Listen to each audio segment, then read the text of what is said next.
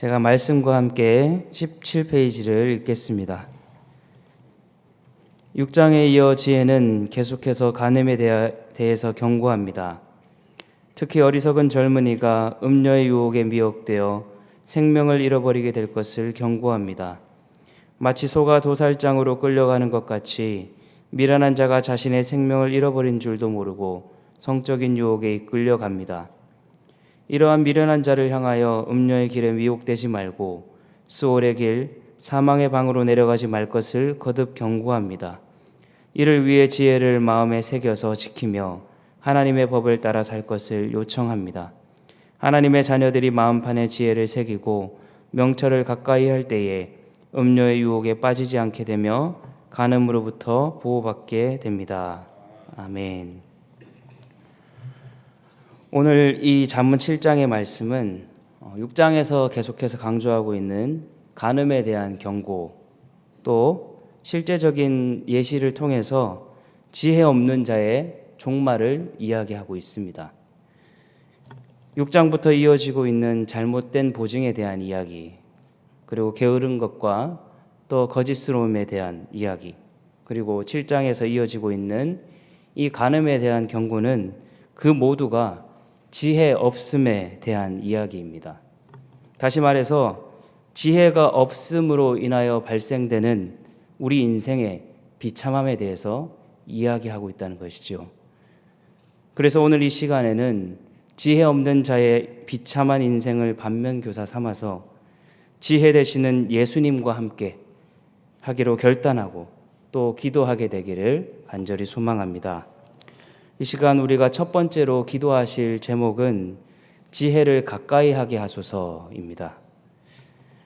오늘 이 7장 말씀의 구조는요, 1절부터 5절 그리고 24절부터 27절이 6절부터 23절까지의 내용을 감싸고 있는 형태입니다. 다시 말해서 처음과 끝에 핵심적인 내용이 있고요. 중간의 내용들은 이 핵심적 내용들을 뒷받침해주는 보조적인 역할을 하고 있다라고 볼 수 있겠습니다. 그래서 오늘 이 잠언의 기자가 말하고 싶은 내용은 처음과 끝에 나와 있습니다. 그 중에 첫 번째가 바로 4절의 말씀인데요. 우리가 4절의 말씀 함께 읽어봅니다. 시작. 지혜에게 너는 내 누이라 하며 명철에게 너는 내 친족이라 하라. 아멘.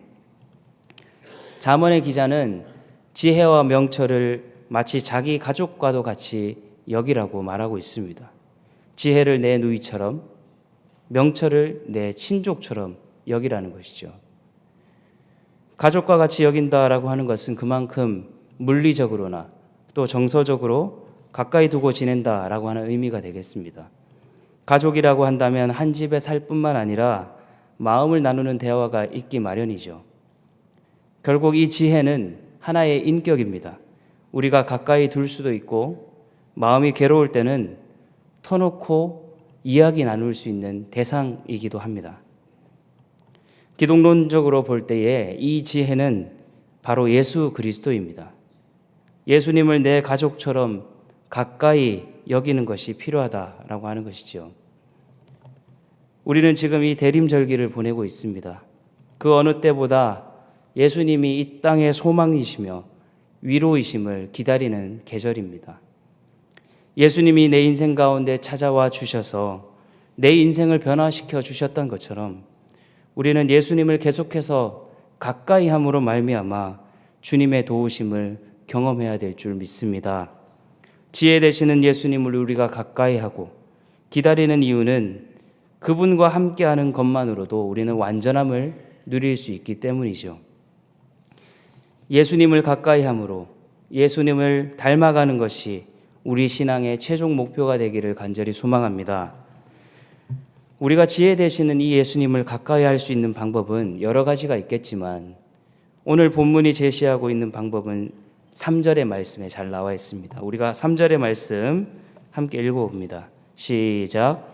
이것을 내 손가락에 매며 이것을 내 마음판에 새기라. 아멘.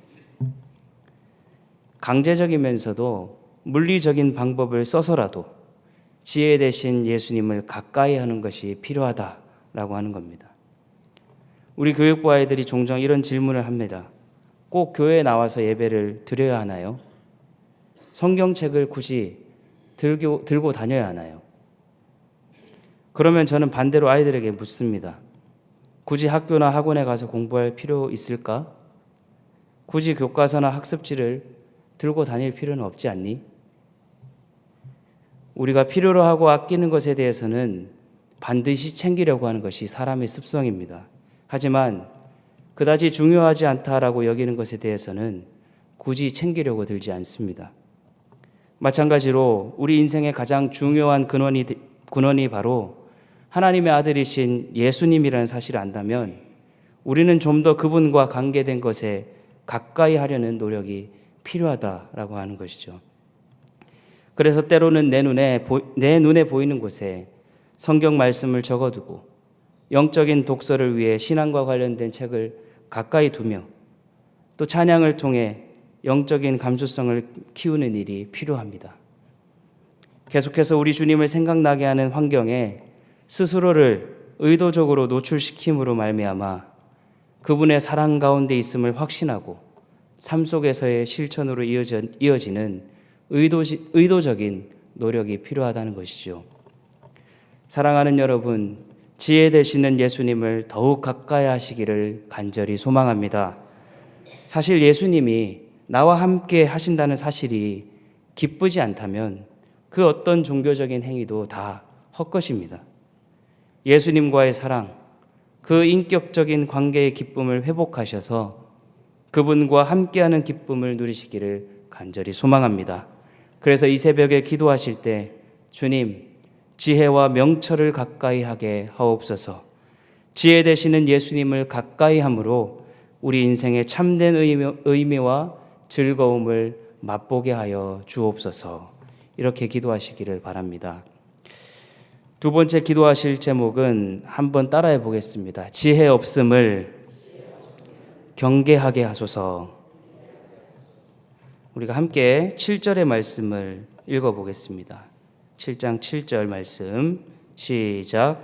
어리석은 자 중에 젊은이 가운데에 한 지혜 없는 자를 보았노라. 아멘. 6절부터 23절까지의 내용은 지혜 없는 한 젊은이의 이야기입니다. 혈기왕성한 젊은 청년이 지혜가 없음으로 인하여 음란한 여인의 유혹에 빠진다라고 하는 이야기입니다. 그 내용을 꽤 적나라하게 보여주고 있습니다. 이 이야기에 등장하는 여인은 지혜와는 대비되는 것으로 음란함을 의인화했다라고 볼 수 있습니다. 이 음란함은 지혜 없는 청년을 유혹하기 위해서 온갖 방법을 다 동원하고 있습니다. 그렇게 했을 때 그 젊은이의 비참한 모습을 22절이 말해주고 있죠. 함께 읽어보겠습니다. 시작. 젊은이가 곧 그를 따랐으니 소가 도수장으로 가는 것 같고 미련한 자가 벌을 받으려고 쇠사슬에 매이러 가는 것과 같도다. 아멘. 잠언의 기자는 지혜가 없을 때 우리에게 나타나는 이 현상은 어리석음을 넘어서서 결국에는 도수장에 끌려가는 소와 같이 결국 사망이라고 하는 비참한 결과를 맞이하게 된다라고 경고합니다. 이 모든 것이 지혜가 없기 때문에 벌어지는 일들입니다. 지혜 없음은 결국 사망이라고 하는 공식이 성립되는 것이죠. 우리가 지혜를 예수님으로 생각하고 대입해 보면 예수님 없는 인생은 죽은 인생이라고 하는 것입니다. 예수 그리스도께서 주시는 지혜와 인생의 깨달음이 없다면 그 인생은 살가죽만 거친 메마른 뼈와 같은 인생에 불과하다라는 것이죠. 오늘날 우리 한국교회의 가장 큰 위기는 단순히 교인 수가 줄어들고 교세가 약해지는 것이 아닙니다. 오늘날 우리가 당면한 가장 큰 위기는 그 인생에 예수가 없다는 것입니다. 예수가 없기 때문에 큰 교회는 세습을 하고 세습 이면에 돈이라고 하는 우상숭배의 늪에 빠져 있다라고 하는 것이죠. 우리가 예수라고 하는 지혜를 포기해버리는 순간 우리 인생은 죽음의 길을 향해 걸어갈 수밖에 없습니다. 우리가 아무리 내가 정해놓은 패턴에 맞춰서 신앙생활을 열심히 한다고 한들 그 인생이 예수께서 소중히 여기셨던 지혜를 내팽개쳐 버린다면 그 신앙은 살아있는 신앙이 아니라 죽은 신앙에 불과하다는 것이죠. 사탄은 끊임없이 광명한 천사의 모습으로 우리를 유혹합니다. 내 인생의 안전, 만족감, 인정받고자 하는 마음으로 우리를 초대하고 유혹합니다. 그렇기 때문에 우리는 분별해야 됩니다. 무엇이 예수의 길이고 무엇이 음료의 길인지를 분별해야 합니다. 예수께서 걸어가신 길을 따라 예수께서 외치셨던 그 말씀을 따라 사는 것만이 우리가 살 수 있는 유일한 길인 줄 믿습니다. 지혜 없음으로 인하여 죽음을 맞이할 수밖에 없었던 이 젊은이를 반면교사 삼아서 지혜 대신 예수님이 없는 우리의 현실을 안타까워하며 눈물로 자복함으로 말미암아 우리 인생이 다시금 예수와 함께하는 인생 되기를 간절히 소망합니다. 이 시간 함께 들은 말씀 가지고 함께 기도하겠습니다. 첫 번째로 지혜 대신 예수님을 가까이 하는 인생 되게 하여 주시옵소서. 강제적이고도 물리적인 방법을 동원해서라도 예수님과 함께 하려는 노력을 하게 하여 주옵소서. 또 두 번째로 기도하실 때에 주님 없이 살았던 우리의 인생을 회개하며 지혜 대신 예수와 함께 살아가는 인생 되게 하여 주시옵소서. 특별히 아직 병중에 계신 우리 노명섭 선교사님, 새벽 3시에 또 중환자실에 들어가셨다고 합니다. 많이 위독하십니다. 우리 노명섭 선교사님과 또 우리 진은현 선교사님 가운데 주님께서 함께 하셔서 치유의 역사 있게 하여 달라고 이 시간 다 같이 하나님 앞에 기도하겠습니다. 주여 믿습니다. 주여 믿습니다. 주여 믿습니다.